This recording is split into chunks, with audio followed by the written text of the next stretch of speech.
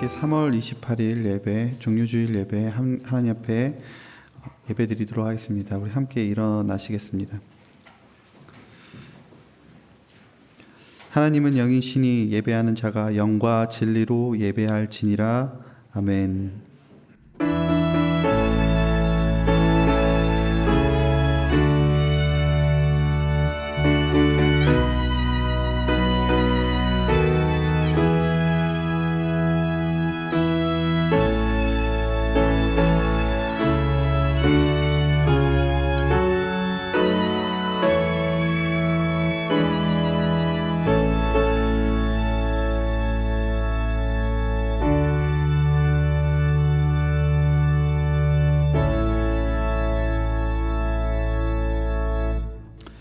이스라엘아 여호와를 바랄지어다. 여호와께서는 인자하심과 풍성한 속량이 있음이라. 모든 상황 속에서 주의 자녀들과 함께 계시고 모든 아픔을 치료해 주시는 하나님 아버지, 다시 주님의 이름이 있는 성전에 모여 예배하게 하시니 감사합니다. 오늘도 하나님의 성전에서 또 예배 가운데서 기쁨으로 주님께 예배드리오니 우리의 예배를 받아 주시옵소서. 어리석은 자녀들을 말씀으로 가르쳐 주시고 상한 마음을 치료해 주시며 주님 안에서 영원한 기쁨과 평안을 얻는 예배가 되게 도와주시옵소서. 주님의 임재와 성도의 교통이 있는 예배가 되기를 바라오며 예수님의 이름으로 기원하옵나이다. 아멘. 찬송가 151장입니다.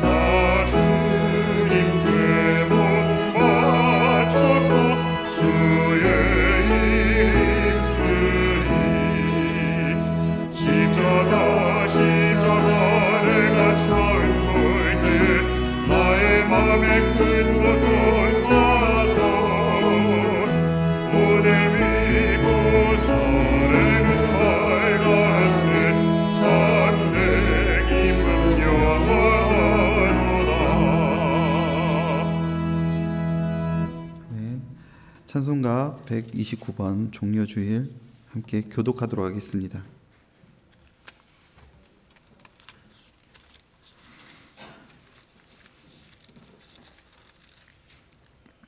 (129번) 종료주일. 시온에 따라 크게 기뻐할지어다. 보라, 내 왕이 내게 임하시나니 그는 공의로우시며 구원을 베푸시며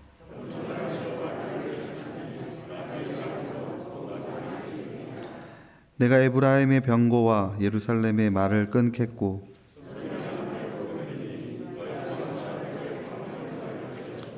그의 통치는 바다에서 바다까지 이르고 앞에서 가고 뒤에서 따르는 무리가 소리 높여 이르되 주의 이름으로 오시는 이여 가장 높은 곳에서 호산나 하더라. 아멘. 한 주간 우리의 삶을 돌아보며 하나님 앞에 모두 고백하며 참회의 기도를 합심하여 드리시겠습니다.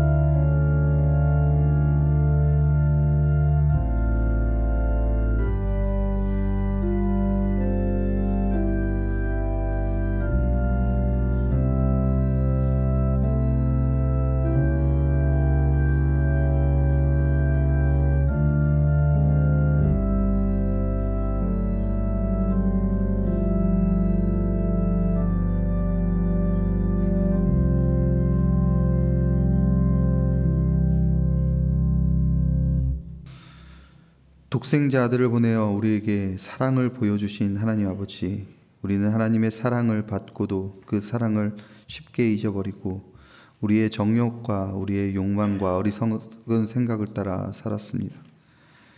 우리는 세상의 악함을 쫓고 우리는 세상의 유혹을 따라 살았던 우리의 모습을 용서하여 주시옵소서. 또한 이웃을 사랑하지 못했고 시기하고 질투하며 살던 우리를 불쌍히 여겨 주시옵소서. 그리고 우리가 이 땅에서 하나님이 일하지 않는 것처럼, 하나님이 없는 것처럼 믿음이 없이 항상 두려워 떠는 생활을 했던 우리의 모습을 긍휼히 여겨 주시옵소서. 이제 간절히 우리의 모든 죄를 주님 앞에 아뢰오니 예수 그리스도의 보혈로 우리 죄를 씻어주시고 성령님의 인도하심에 이끌려 항상 하나님의 백성으로, 자녀로 살아갈 수 있게 힘과 용기를 허락하여 주시옵소서.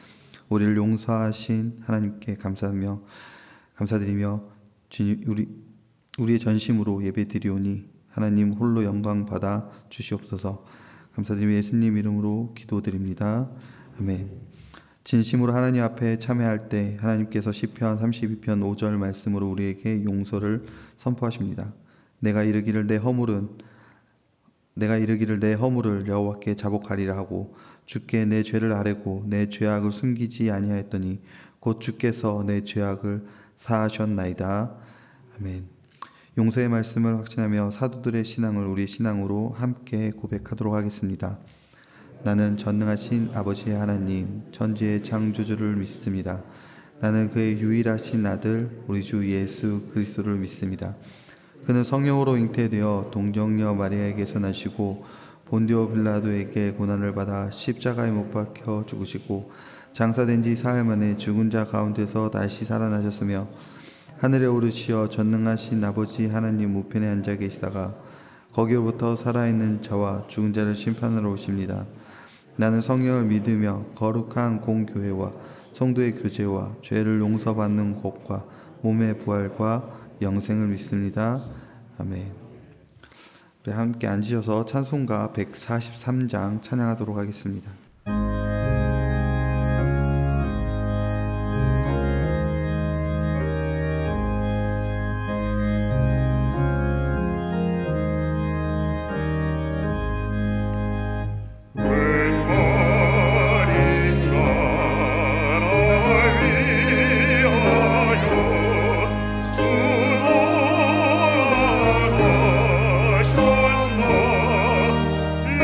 이번에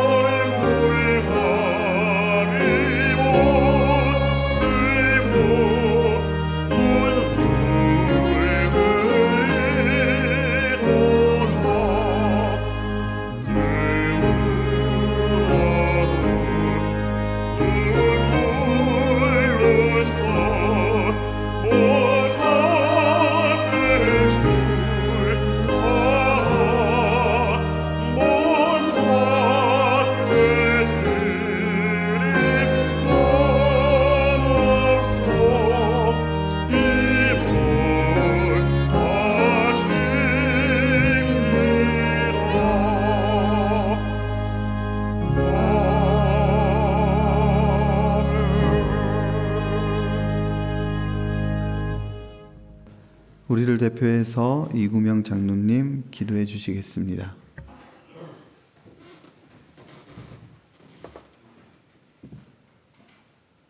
사랑과 은혜가 풍성하신 아버지 하나님, 추운 겨울을 이겨내고 새싹과 꽃을 피워내는 자연을 바라보며 코로나로 두렵고 힘든 삶을 살아가는 우리의 모습을 묵상할 때 또다시 용기 내어 아름답게 회복될 삶을 주님께 의탁하며 기쁨으로 감사를 드립니다. 오늘도 하늘 보좌를 버리시고 이 땅에서 죽기까지 순종하신 예수 그리스도의 고난을 기억하고 우리를 위하여 십자가 위에서 흘리신 보혈을 의지하며 예배하도록 인도하시니 감사합니다. 오늘의 예배를 통하여 이 땅의 모든 교회와 성도들이 세상을 향하신 주님의 완전하신 사랑에 감사하며 신앙의 본질을 회복하고 교회가 교회됨을 회복할 수 있도록 역사하여 주시옵소서. 세상 끝날까지 우리와 함께 하시겠다고 약속하신 주님, 코로나 시대에 질병과 삶의 어려움으로 지친 사람들과 방역을 위하여 온 힘과 노력을 다하는 모든 사람들에게 강한 믿음과 용기와 지혜를 허락하사 하루속히 질병을 물리쳐 일상을 회복할 수 있도록 역사하여 주시옵소서. 특별히 국가적인 방역 상황 속에서 비대면 생활이 교회의 모임과 활동을 위축시키고 성장을 위협하는 이때에 교회의 각 기관과 모든 지체들이 자녀가 부모를 걱정하는 마음으로 교회를 돌아보고 그리스도의 사랑 안에서 서로 연합하여 어린 신앙인과 약한 이들을 돌아보며 교회 학교 및 청년들을 위하여 함께 기도하고 삶을 나눌 수 있도록 지혜와 섬김을 허락하여 주시옵소서. 하나님, 특별히 아름다운 이 교회를 섬기는 교역자들과 예배를 돕는 이들, 또한 새벽 기도와 중보 기도로 교회를 섬기는 이들을 기억하여 주시고 주님이 사랑하는 성도들의 가정과 기업마다 복에 복을 더하사 아름답고 풍성한 열매를 맺으며 주님의 손과 발이 되어 교회를 든든히 세워나갈 수 있도록 역사하여 주시옵소서. 하나님, 우리에게 명하신 복음 사역을 위하여 기도합니다. 급변하는 시대 상황으로 국내와 해외에 사역이 어려움을 더하여 가고 있습니다. 사역자들이 보내어진 그곳에서 깨어 기도하고 성령의 충만함으로 사역함으로 그 땅에 세워진 교회들을 통하여 그리스도의 온전한 사랑을 전할 수 있도록 우리 교회가 함께 기쁨으로 감당하며 물질과 기도로 후원할 수 있도록 은혜를 허락하여 주시옵소서. 이 시간 예배하는 우리 모두가 주의 보좌 앞에 찬양으로 나아가오니 홀로 영광을 받으시고 함께 예배하는 이들에게 하늘의 신령한 은혜와 뜨거운 감동을 허락하여 주시옵소서. 오늘 단위에 세우신 백정현 목사님, 항상 영육의 강건함을 허락하시고 목자로서 부족함이 없도록 무한한 아버지의 사랑과 하늘의 지혜와 권능을 허락하여 주시옵소서. 또한 이 시간 주시는 주의 말씀이 우리의 마음속에 깊이 새겨져 우리의 삶과 우리가 밟고 서는 땅 위에 주의 말씀이 온전히 이루어지도록 거룩한 복을 허락하여 주시옵소서. 감사드리오며 예수 그리스도의 이름으로 기도드립니다. 아멘.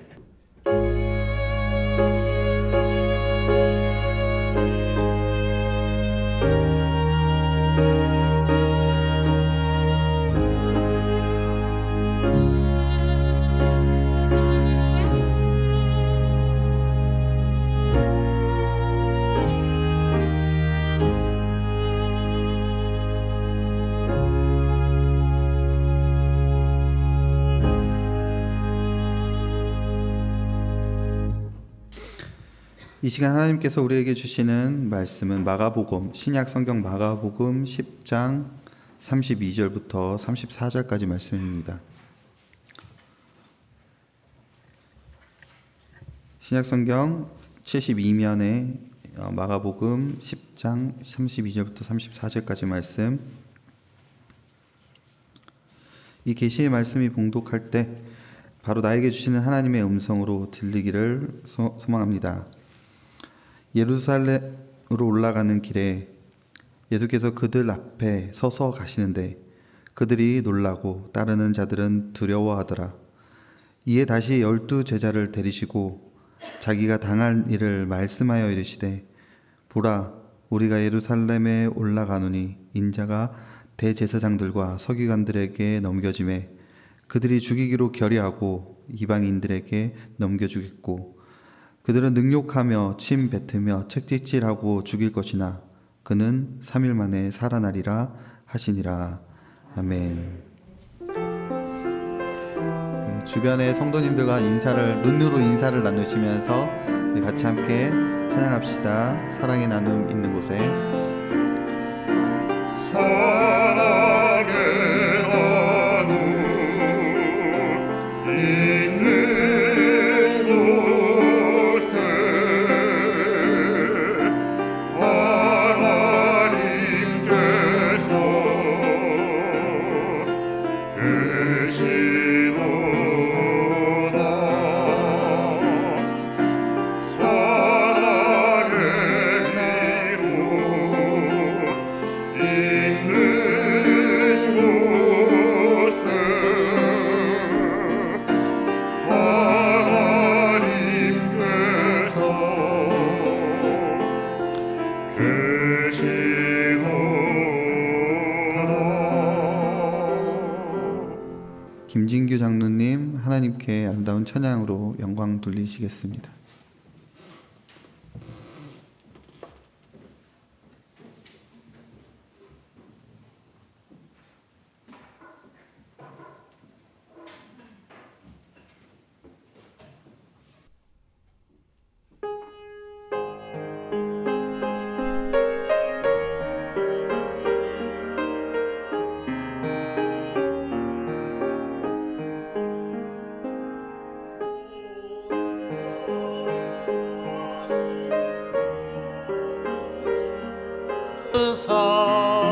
상하신 몸 멸시와 욕가시관 쓰셨네.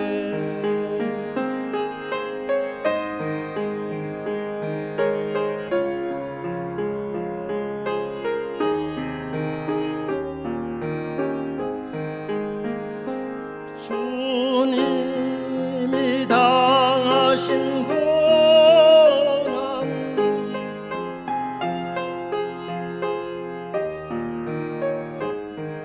이 죄인을 위함이니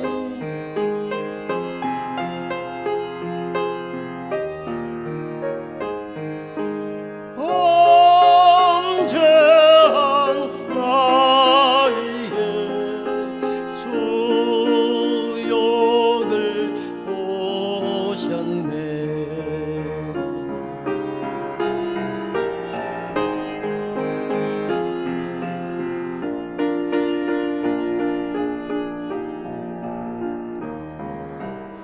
나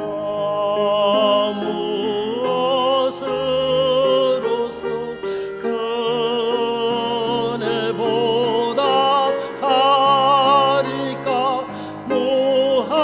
무한하신 주의 사랑 고맙고도 크도다.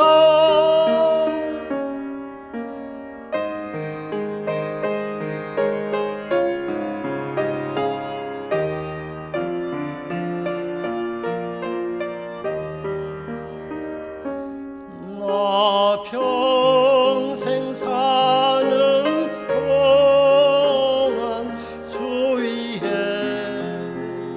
살리라.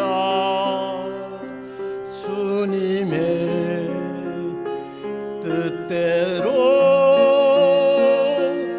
나 평생 살리라.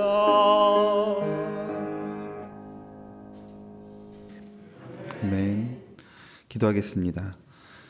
우리를 말씀의 자리로 인도해 주신 하나님 아버지, 우리가 말씀을 들을 때 성령님께서 우리의 마음을 만져주시기를 원합니다. 나의 생각이 아니라 하나님의 생각과 말씀이 우리 마음에 새겨지게 하시고 오늘 전해지는 말씀이 하나님의 음성으로 들려지게 하여 주옵소서. 또한 우리의 모든 삶이 하나님의 말씀대로 변화되는 시간이 되게 하시고 하나님께서 기뻐하시는 주의 백성이 주의 자녀가 되게 하여 주시옵소서. 감사드리며 예수님의 이름으로 기도드립니다. 아멘. 1부 때 또 말씀을 전했는데 2부 때 쓰니까 또 다른 떨림이 또 있네요. 제가 그렇잖아요. 담임 목사님께서 예전에 이스라엘 선지 순례 갔을 때 쓰고 이제 거의 1년 넘게 처음 또 2부 예배 쓰니까 또 떨리네요. 그렇지만 우리가 이 가운데 하나님 말씀을 나눌 때 성령님께서 저와 우리 성도님들 마음 가운데 주관해 주시기를 소망합니다. 교회의 가장 큰 절기, 교회의 가장 큰 절기라고 얘기하면 이 부활절이라고 얘기할 수 있어요. 예수님께서 부활하지 않으셨다면, 만약 예수님께서 부활하지 않으셨고 부활이 없었다면 예수님의 탄생은 2000년 전에 한 유대 땅에서 태어난 어떤 위대한 스승의 탄생 정도까지 축소될 수밖에 없기 때문에 그렇습니다. 그러니까 예수님께서 부활하셨기 때문에 예수님께서 이 땅에 오신, 하나님께서 이 땅에 오신 성육신하신 이 성탄절도 중요해지는 거예요.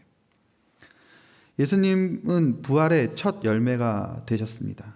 부활의 첫 열매가 되셨다는 것은 우리도 마지막에 하나님의 심판의 날에 우리도 부활하게 된다는 소망을 갖게 된 날이라는 거예요. 우리도 마지막에 예수님과 같이 부활을 하게 될 것이다 라는 그 소망이 우리에게 부활절로부터, 예수님의 부활로부터 생겨나기 시작했다는 겁니다. 그래서 사실 이 부활절이요, 성탄절보다 더 어떤 의미에서는 의미가 우리에게 더 깊게 와 닿아야 되는 날입니다. 그리고 또 더 열심히 성탄절을 준비하는 것보다 더 열심히 우리 마음속으로 준비를 해 나가야 되겠죠. 여러분, 더군다나 이 사회가 발전하고요, 과학이 발전하고 사회과학이 발전하고 또 학문이 발전할수록요, 우리가 장기적으로 봤을 때는 이 부활 신앙을 우리가 갖지 않으면 우리는 신앙생활을 제대로 하기 힘든 어떤 신앙적인 도태가 되고 말 것이기 때문에 그래요. 여러분, 젊은 사람들, 오늘날 이 젊은 사람들이 왜 예수님을 믿지 않을까요? 그 예수님을 믿는 비율이 점점 나이가 줄어들수록 많이 없어지는데 왜 그럴까요? 물론 다양한 이유들이 있을 겁니다. 그 중에서는 교회의 부정적인 모습들을 그들이 보고 교회에 대한 실망을 했기 때문에 또 예수님도 믿지 않는, 하나님도 믿지 않는 그런 모습이 되었기도 했을 겁니다. 그런데 더 중요한 것은요, 하나님의 존재에 대한 어떤 신비로움, 하나님의 존재에 대한 어떤 믿음이 사라졌기 때문에 하나님에 대한 믿지 않는다는 거예요. 과거에는 번개만 쳐도 우리는 마음에, 과거의 어르신들, 우리 조상들의 마음에 번개만 쳐도요, 신이 노했기 때문이다 라고 이렇게 생각을 했어요. 근데 이제 그것이 과학의 발전으로 인해서 번개가 왜 치는지, 구름끼리 어떻게 해서 번개가 발생하고 어디서 발생할지는 모르지만 어쨌든 이런 원리로 발생을 한다, 이런 과학적인 원인이 밝혀지니까 더 이상 번개를 본다고 하더라도 신이 노했다라는 생각은 하지 않는다는 거예요. 가뭄도 마찬가지죠. 예전에 조선시대만 해도 가뭄이 오면 임금에게 신이 노했다라고 이렇게 생각을 했지만 오늘날 가뭄이 오는 것을 그렇게 생각하지 않는다는 거예요. 심지어 이 생명의 신비는 최근까지만 해도 오직 하나님, 신에게만 달려 있었다라고 이렇게 알고 있었는데, 이제는 생명 복제가 윤리적인 문제로 하지 않는 거지, 가능한 시대, 과학적으로는 가능한 시대이기 때문에 생명에 대한 것도 오늘날은 옛날처럼 정말 신비롭게 다가오지 않고 있다는 겁니다. 성경에서는 하나님께서 천지를 창조하셨다고 말씀을 하고 있고, 또 하나님께서 이 땅에 6일 동안 이 땅에 만드셨다라고 말씀을 하는데, 과학적인 연구는 그런 창조를 지지하고 있지 않아요. 성경에서는 하나님께서 세계를 움직이시고 통치하신다, 이거 하나님의 주권에 있고 하나님의 섭리 안에 있다라고 말씀을 하지만, 과학적인 연구는 결국 다 자연의 규칙적인 움직일 뿐이다. 자연의 그 원인이 있고 그 일이 일어나는 데는 다 원인이 있고 그 결과로 운동으로 나타나는 현상일 뿐이다라고 설명을 하고 있습니다. 여러분, 이런 시대이기 때문에 젊은 사람들, 특히 많이 공부할수록요, 또 자연의 이치에 대해서 많이 듣고 그것을 알수록 그 원인과 결과를 자연의 법칙으로 이해할수록 하는 그런 사람들에게는요, 하나님은 더 이상 신비로운 존재도 아니고, 그렇기 때문에 하나님은 더 이상 믿음의 대상이 되지 못하고 있다는 거예요. 오늘날이. 이게 이제 과학이 발전할수록 더 심해질 수밖에 없는 거죠. 근데 여러분, 과학이 발전해도 절대로 밝힐 수 없는 사실이 우리에게 하나 있습니다. 뭐냐면 부활이에요. 왜냐하면 이 과학이라는 학문, 이 사회과학, 어떤 학문이라는 것은요, 연구와 실험을 통해서 증명을 해 나가야 되는 거예요. 그러니까 굉장히 많은 연구를 하고 그 많은 연구를 통해서 이제 하나둘씩 동일한 일들이 계속 또 규칙적으로 반복적으로 일어나는 것을 통해서 이런 원인으로 이런 결과가 발생하는구나. 이게 학문의 태도고 이게 과학의 모습이거든요. 그렇다면 이 과학으로 부활을 밝히려면요, 부활이 계속 일어나야 돼요. 우리 주변에서. 적어도 10,000명 중에 1명 정도는 부활을 해서 누가 부활하겠구나 이런 예측이 가능해야지 이게 학문으로서의 가능성이 있고 그게 사실이 되더라는 거죠. 근데 예수님의 부활은 모든 시간 중에서 태초부터 지금까지 또 종말의 시간까지 모든 시간 중에서 단 한 번 유일하게 일어난 사건이기 때문에 과학적으로 접근을 할 수가 없어요. 막 일어나지 않기 때문에. 그러면 성경을 잘 아시는 성도님들은 이제 저에게 물어볼 수도 있습니다. 예수님께서 백부장의 딸도 일으키시고 소녀야 일어나라 달리다곰 해가지고 일으키시고 또 나사로도 일으키시고 나인성의 과부의 아들도 일으키셨는데 이런 건 부활 아닙니까? 라고 질문을 할 수도 있어요. 여러분은 성경을 많이 아시니까 이런 질문을 하시겠죠? 그래서 제가 준비했어요, 대답을. 그런 사건도 부활이라고 할 수 있겠죠. 하지만 성경에서 말씀하시는 진정한 의미에서 부활은 그런 모습이 아닙니다. 왜냐하면 성경에서 그들은 다시 부활했다가 다시 죽었기 때문에 그래요. 성경에서 말씀하시는 부활은 다시 죽지 않는 부활입니다. 영생을 얘기해요. 다시 죽지 않는 이 부활은 예수님에게만 단 한 번 일어났던 사건이었고, 그것을 본 제자들은 자신의 생명까지 아끼지 않을 만큼 강력한 사건이었기 때문에 예수님의 부활을 전함으로 인해서 당하는 고통도 감수하면서 그 사실을 전할 수밖에 없었어요. 그 제자들의 부활의 복음을 전할 수 있는 원동력이 예수님의 부활을 본 일이었기 때문이라는 거죠. 여러분, 그렇기 때문에 예수님의 부활은요, 과학이 발전할수록 오히려 더 분명하게 사실로 드러나고 있다는 거예요. 저는 처음에는 영화로 접했는데요. 이 책도 있어요. 어떤 책이냐면 예수는 역사다라는 책입니다. 여러분도 한번 읽거나 영화로 보셨을지 모르겠는데, 그 예수는 역사다라는 책을 쓴 리스트로 벨이라는 목사님은요, 원래 무신론자였는데 자기 아내와 가정 사항으로 인해서 계속 예수님의 부활에 대해서 예수님 부활은 없었다, 그거는 거짓이고 허구고 제자들이 만들어낸 상상력이다라는 것을 입증해 나가려고 여러 가지 현대 학문을 가지고 시도를 합니다. 그 예수는 역사다라는 영화에서요. 근데 그분이 계속 현대 학문을 통해서 그것을 예수님의 부활을 거짓으로 정의해 나가려고 아무리 노력할수록 오히려 예수님의 부활이 드러나고 있는 모습을 영화를 통해서 책을 통해서 우리에게 알려주고 있다는 거예요. 그는 심리학으로도 접근을 했고 고고학으로도 접근을 했고 의학 등 여러 가지 학문으로 다 접근을 했는데 그 모든 학문에서 오히려 더 예수님의 부활을 사실이라고 확증해주고 있다라고 책에서 그리고 영화에서 이야기를 해주고 있다는 겁니다. 우리가 세상의 도전에서 승리하기 위해서는요, 그런 세상의 도전으로부터 우리가 신앙을 지키고 승리하는 그리스도인이 되기 위해서는 이 부활에 대한 신앙이 우리에게 있어야 된다는 얘기예요. 부활 신앙이 굳건할수록 과학이 아무리 발전하더라도 우리 신앙은 더욱더 확고해지는 줄 믿으시기를 소망합니다. 여러분, 오늘은 종료주일이죠. 그리고 다음 주가 이제 부활주일인데요. 부활 신앙을 갖기 위해서 우리가 어떻게 준비를 해야 될지, 그리고 오늘 말씀을 통해서 함께 나누기를 소망합니다.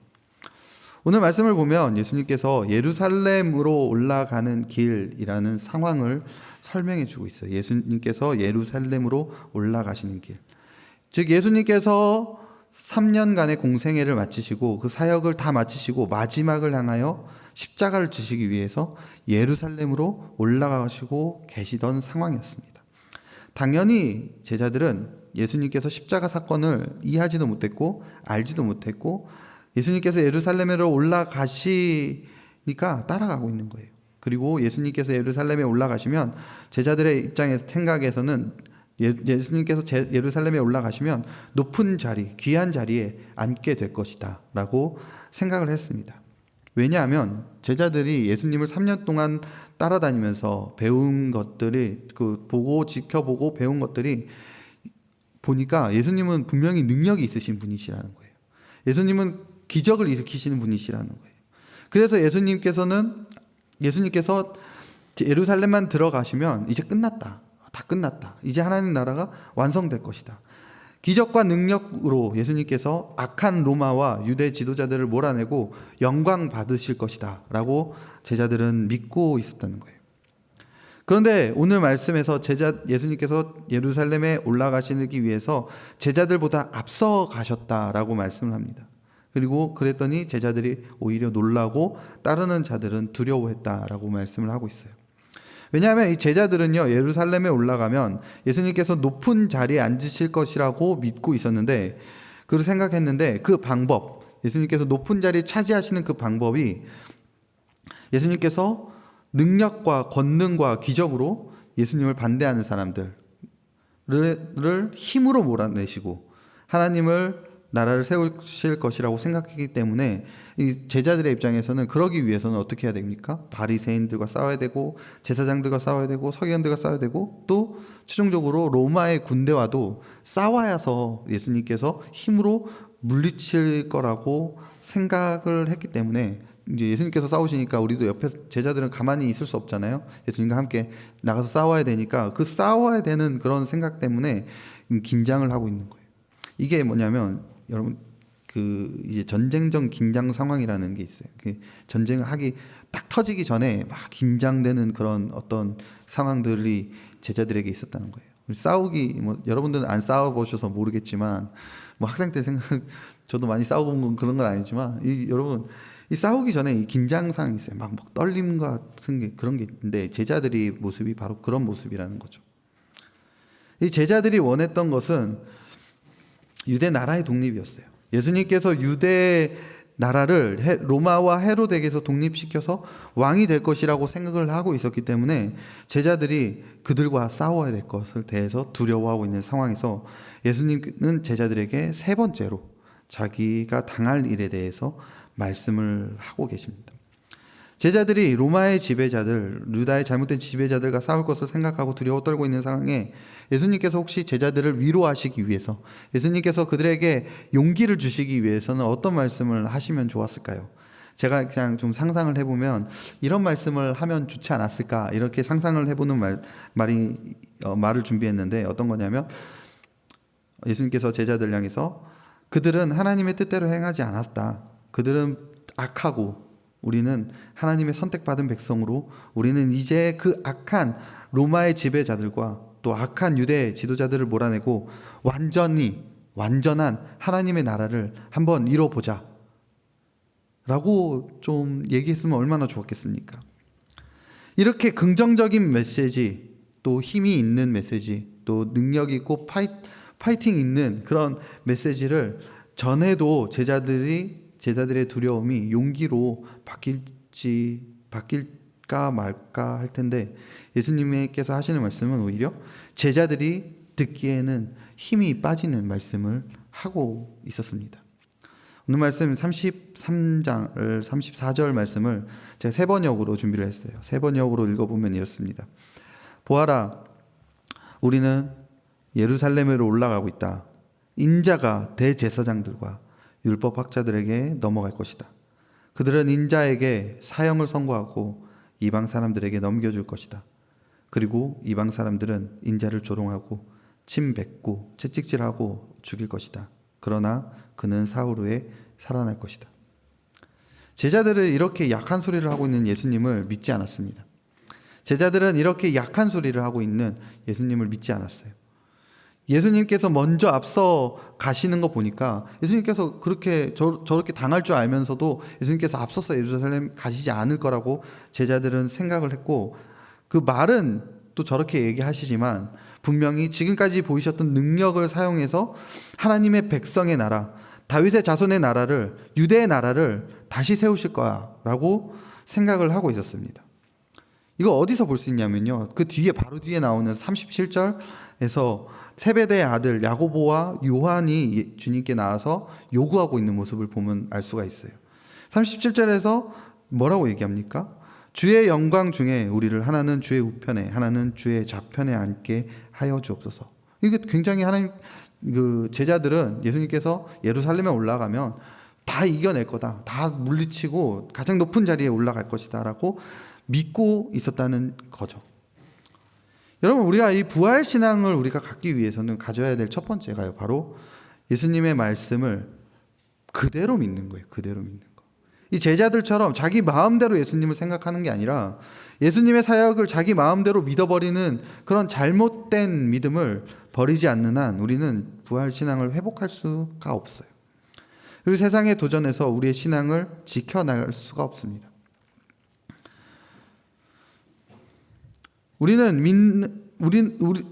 예수님의 말씀을 그대로 믿는 신앙에 대해서 우리가 얘기를 해보면은, 그대로 믿는 신앙에 대해서 우리가 얘기하면은 노아를 얘기하지 않을 수가 없는데요. 하나님의 심판이 있을 거라는 하나님의 말씀을 노아만, 그 시대 노아만 그대로 믿었습니다. 그 시대 다른 사람들은요, 하나님의 심판의 말씀을 믿지 않았어요. 심판이 없을 거라고 생각했습니다. 혹 또 모든 세상을 심판하는 홍수라는 것은 가능하지 않다라고 생각을 했어요. 자기 마음대로 그렇게 생각했습니다. 그들의 생각은 틀렸고 하나님의 말씀을 그대로 믿었던 노아만 방주를 만들어서 심판에서 건지심을 받을 수 있었다는 거예요. 여러분, 우리는 성경을, 하나님의 말씀 그대로 믿는 신앙이 우리에게 필요합니다. 그러면 여기서 또 질문이 생길 수 있습니다. 어떤 질문이냐면, 아까는 성경 말씀대로 믿으면 그 과학의 도전을 받는다면서요. 아까는 과학의 도전을 받는다고 얘기하지 않으셨습니까? 그럼 우리는 도대체 어떻게 믿어야 될까요? 라는 질문을 가질 수가 있어요. 지금 하시려고 그랬죠? 질문을. 이 성경 말씀을 그대로 믿는다는 게 우리에게 어떤 의미냐는 거예요. 성경의 핵심이 뭡니까? 여러분, 성경의 핵심을 오해하시면 안 되는 건데요. 성경의 핵심이 뭡니까? 성경에서 우리에게 말씀하고 싶은 게 뭐예요? 창조 이야기에 대해서 말씀하고 싶은 걸까요? 아니면 이스라엘의 역사에 대해서 가르쳐주고 싶은 걸까요? 아니면은 도덕적인 삶에 대해서 우리에게 가르쳐주는 도덕책일까요? 여러분, 다 아닙니다. 성경은요, 예수님을 증언하는 책으로서 그대로 믿어야 된다는 거예요. 요한복음 5장 39절에서 예수님께서 말씀하시죠. 너희가 성경에서 영생을 얻을 줄 생각하고 성경을 연구하거니와 이 성경은 곧 내게 대하여 증언하는 것이니라. 요한복음 20장 31절에서도 얘기합니다. 오직 이것을 기록함은 너희로 예수께서 하나님의 아들 그리스도이심을 믿게 하려 하며 또 너희로 믿고 그 이름을 힘입어 생명을 얻게 하려 함이니라. 물론 요한복음 20장 31절에서는요, 이 말씀하는 기록을 좁게 보면은 요한복음의 한정해서 볼 수도 있는데요. 좀 넓게 보자면 모든 성경에 대한 말씀이기도 합니다. 모든 성경은 예수님을 가르치고 있고 예수님에 대해서 증거하고 있고 모든 성경은 예수님에 대한 얘기예요. 즉 모든 성경 구절에서 예수님을 비추는 책으로서 그대로 믿어야 된다는 말씀입니다. 성경에서 말씀하시는 예수님을 그대로 믿지 않고는 우리는 부활신앙을 시작조차 할 수 없어요. 우리는 하나님의 마지막 심판에서 건져내시는 성경 말씀, 예수님의 말씀을 그대로 믿는 부활신앙을 회복해가는 고난주간 우리 석수중앙교회 성도님들 되시기를 소망합니다. 그런가 하면 제자들이 이제 두려워하고 있지 않습니까? 제자들이 두려워 떨고 있고 걱정하고 있는데 예수님께서 오히려 이 고난받는 이야기를 하시는 그 모습을 보면서 우리가 깨달아야 될 것이 있는데 굉장히 중요한 이야기입니다. 제자들의 입장에서야 자신들이 두려워 떨고 있으면 좀 예수님께서 힘과 용기가 되는 말씀으로 위로해 주시면 참 좋을 텐데 예수님께서 하시는 얘기는 그들에게는 당장에는 도움이 하나도 되지 않는다는 겁니다. 그 좀 희망적인 메시지를 전하고 너 가면 할 수 있어, 너 견딜 수 있어 이렇게 희망적인 메시지를 하면 당장은 도움이 될 것 같지만 사실은 부활의 소망을 갖게 하지 못한다는 사실이에요. 여러분, 교회는 성도를 위로하는 곳입니다. 여러분, 교회는 성도를 위로하고 구원으로 인도해 나가는 곳이에요. 그런데 어떻게 위로를 하느냐가 굉장히 중요하지 않겠어요? 예수님은 자신의 죽음에 대해서 말씀을 함으로 인해서 제자들을 위로하고 계신다는 겁니다. 여러분, 이상하지 않습니까? 예수님께서 두려워하고 있는 제자들에게 위로를 하시고 용기를 주시는데 오히려 예루살렘에서 고난을 받게 될 것과 죽게 돼야 될 것을 말씀하시고 또 침뱉음 받고 멸시당할 것에 대한 얘기를 하십니다. 그리고 마지막으로 3일 만에 살아나리라는 그 당시 제자들로서는 이해할 수 없고 또 하나도 위로가 되지 않는, 하나도 용기를 줄 수 없는 그런 말씀을 하고 계시다라는 거예요. 여러분, 예수님의 위로는 당장 받는 위로가 아닙니다. 예수님의 위로는요, 부활을 경험한 사람들, 부활을 믿는 사람들, 부활을 내 신앙으로 받아들이는 사람들에게만 주어지는 위로고, 그 위로는 또 확실한 위로라는 거예요. 예수님께서 십자가에서 죽으시고 부활하시기 전에는요, 제자들이 예수님께서 하신 말씀을 이해할 수가 없었습니다. 그래서 각자 자기 할 일을 따라서 떠납니다. 어떤 사람은 엠마오로 가는 제자도 있었고 또 베드로 같은 경우에는 다시 어부일을 하기 위해서 갈릴리로 가버립니다. 그러나 예수님께서 부활하신 뒤에 그리고 그 부활을 본 제자들, 그리고 예수님께서 하늘로 올라가시는 것, 승천하시는 것을 본 제자들은요, 그리고 성령님의 임재하심을 받은 제자들은 예수님께서 예루살렘에 올라가시면서 하셨던 이 말, 예수님께서 예루살렘에서 올라가셨던 이 말씀이 고난받고 죽음 이후에 다시 살아나리라는 이 말씀이 그대로 이루어졌음을 알게 됐고 깨닫게 됐고 그 안에서 위로와 용기를 제자들이 얻은 거예요. 뿐만 아니라 십자가에 죽으실 때는 정말 나약한 모습의 제자들이었죠. 그런데 그런 제자들이 단 50일 만에 예수님의 말씀으로 인해서 제자들의 삶이 변화되었습니다. 두려워하는 제자들을 향해서 예수님께서 하신 말씀은 예수님께서 부활하셨을 때 힘과 능력으로 제자들에게 위로와 격려로 제자들에게 영향을 미쳤다는 겁니다. 여러분, 부활신앙만큼 가장 강력한 위로는 없습니다. 부활신앙은 우리를 모든 것을 위로해 줄 수 있습니다. 우리가 아무리 어려운 상황에 있고 아무리 억울한 상황에 있어도 예수님의 부활을 믿는 부활신앙, 항상 하나님의 말씀으로 우리를 위로해 주시고 용기를 주시고 이 땅에서 선한 삶을 살아갈 수 있는 힘을 주신다는 겁니다. 예수님께서 오늘 말씀을 하셨던 그러나 그는 3일 만에 살아나리라 라는 말씀은 당장에는 제자들에게 하나도 위로가 되지 않는 말씀이었지만 부활을 경험하고 부활을 보고 예수님의 그 부활을 경험했을 땐 제자들에게 평생의 위로가 되는 말씀이었다는 거예요. 많은 과학자들은 창조 세계를 통해서 하나님을 찾으려고 합니다. 그래서 과학이 좀 많이 발전했어요. 그런데 우리는 부활하신 예수님을 통해서 만물의 창조자 되시는 하나님을 만나야 되고 찾아야 됩니다. 부활하신 예수님을 통하지 않고는 하나님을 만날 수가 없어요.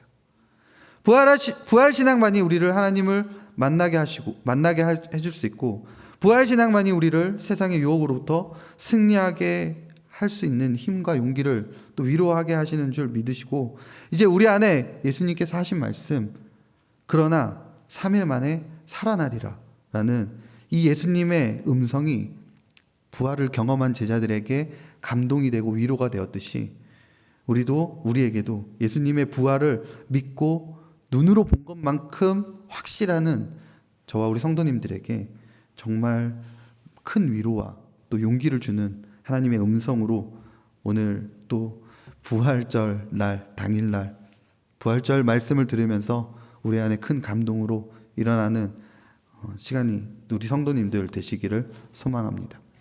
우리 같이 찬양을 할 건데요. 함께 찬양을 주의 나라가 임할 때라는 찬양인데요. 우리는 이 부활 소망을 가져야 되는데, 부활 소망은 미래의 부활을 오늘날 우리에게로 갖고 오는 삶을 살아가는 거고, 주님의 나라가 임할 때, 하나님의 임재하실 때 그때를 소망하는 삶입니다. 그때 일어나는 일들이 예배가 회복되는 거고 기적이 일어나는 거예요. 우리 부활의 나라, 부활의 신앙을 꿈꾸면서 오늘 종료주일 예수님께서 3일 만에 살아나리라고 말씀하셨던 그 말씀이 부활주일날 우리 마음속 깊이 말씀을 들을 때 울리는 그런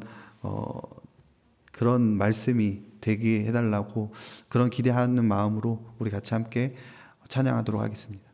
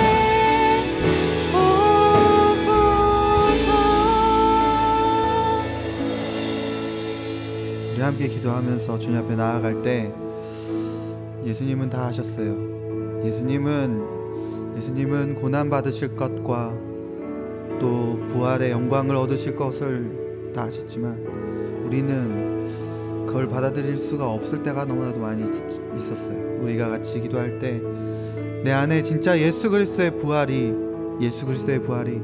간절히 심겨질 수 있게 해달라고 기도했으면 좋겠습니다. 그리고 또 기도하실 때 예수 그리스도의 부활이 우리 교회를 변화시키시고 우리 자녀들을 변화시키시고 나아가서 우리나라를 변화시키시고 예수 그리스도의 부활이 그 부활 신앙으로 인해서 우리가 주님의 나라를 이뤄가는 주님의 나라를 소망하는 그런 모습으로 나타날 수 있게 해달라고 우리 교회가 그 시작이 될 수 있게 해달라고 또 내가 그 시작이 될 수 있게 해달라고 우리 같이 함께 부활 신앙을 꿈꾸면서 주님께 간절하게 기도하면서 주님 앞에 나가도록 하겠습니다. 기도하겠습니다.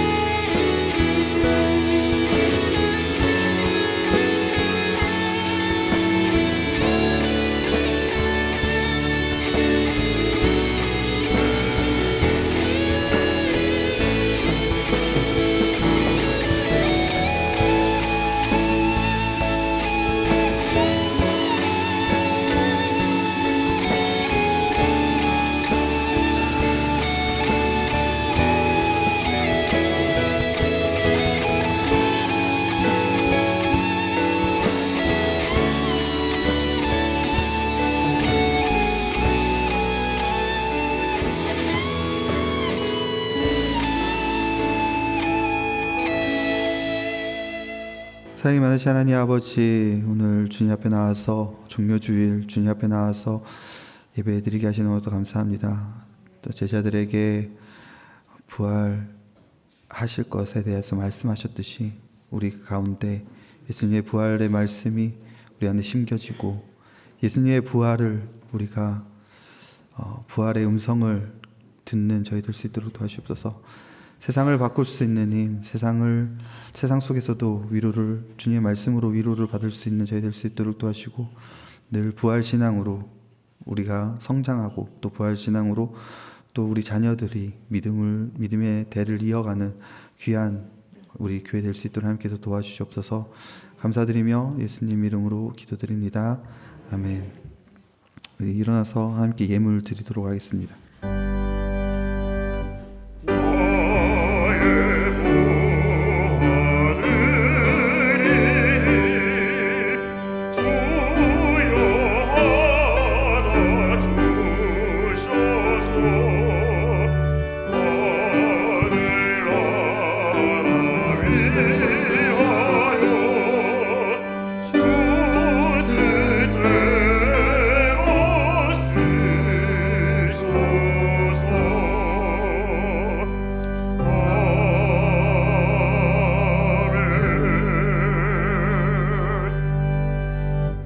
우리를 끊임없이 사랑으로 보살펴 주시는 하나님 아버지, 오늘도 하나님의 은혜에 감사한 마음으로 주님 앞에 예물을 드립니다. 우리의 마음으로 드리는 예물이오니 우리의 마음을 받아 주시옵소서. 하나님께서 우리의 주인이시라는 고백으로 우리의 모든 것에 11조를 드립니다. 하나님께서 이 11조 예물을 받아 주시고 하나님의 모든 통치 아래 평안한 삶을 살아가는 저희 될 수 있도록 도와주시옵소서. 또 하나님께서 우리에게 주신 모든 것에 감사한 마음을 담아 감사의 예물을 드립니다. 우리의 감사의 예물을 받아주시고 매 순간마다 하나님의 놀라운 인도하심을 경험하고 감사드리는 성도 다 될 수 있도록 도와주시옵소서. 그리고 우리가 선교 예물로, 주일 예물로, 하나님께 각종 예물로 드립니다. 하나님께서 이 예물이 담겨있는 우리의 마음을 보아주시고 이 예물을 통해서 하나님의 나라가 확장되어져 가고 또 하나님의 부활의 복음으로 우리가 회복되어져 나가는 놀라운 일들이 우리 교회 성도님들의 삶에 그리고 이 예물이 쓰이는 곳마다 일어날 수 있도록 도와주시고 우리가 볼 수 있게 도와주시옵소서. 모든 것을 주님께 맡기며 예수님의 이름으로 기도드립니다. 아멘. 교회 소식 전하도록 하겠습니다.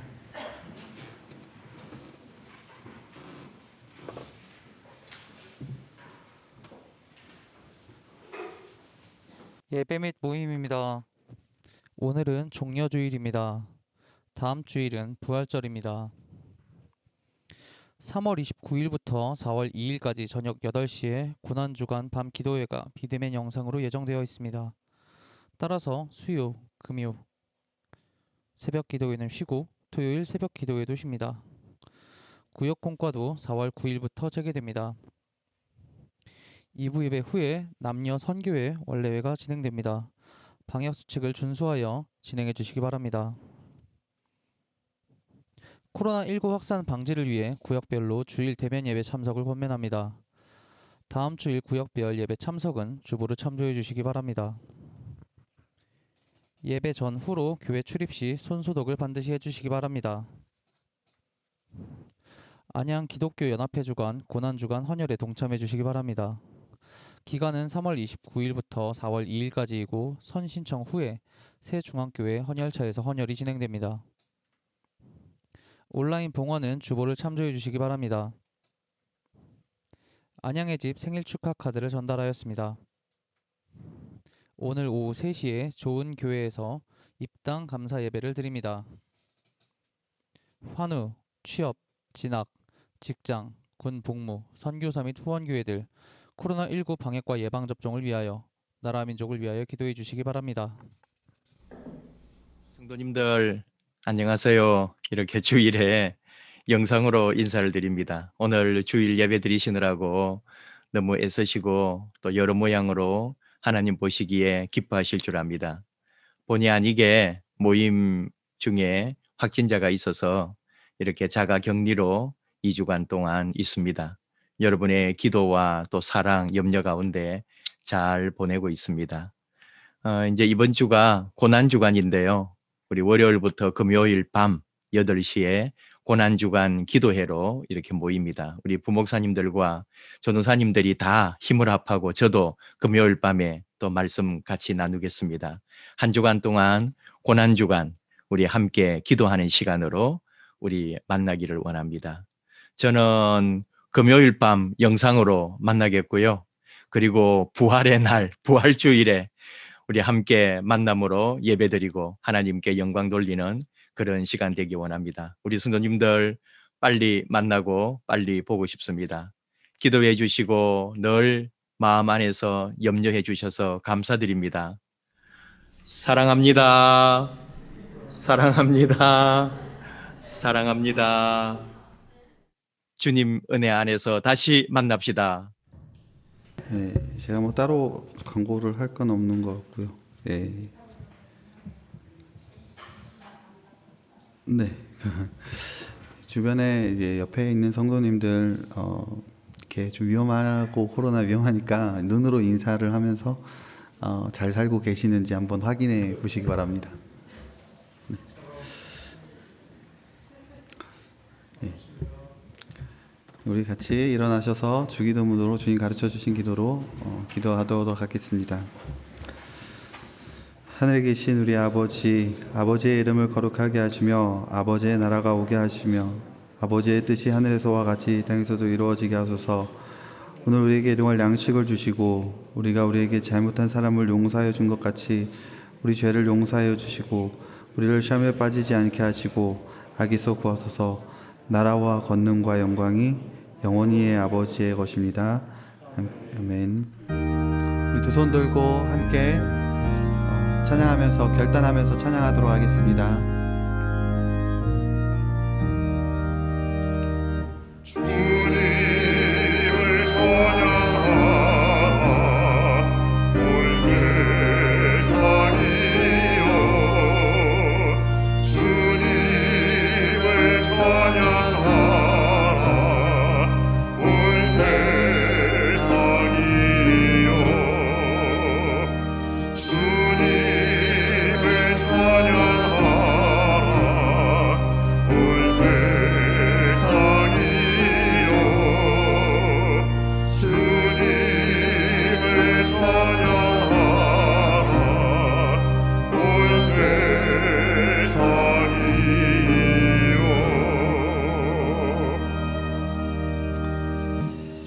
이제는 우리 주 예수 그리스도의 은혜와 하나님의 사랑과 성령님이 동행하심이 이제 부활 신앙을 회복하여 완전한 위로와 용기를 얻고 세상의 유혹에서 승리하기를 바라는 모든 주의 자녀들, 권속들에게 영원토록 함께 하시기를 간절히 축원하옵나이다. 아멘.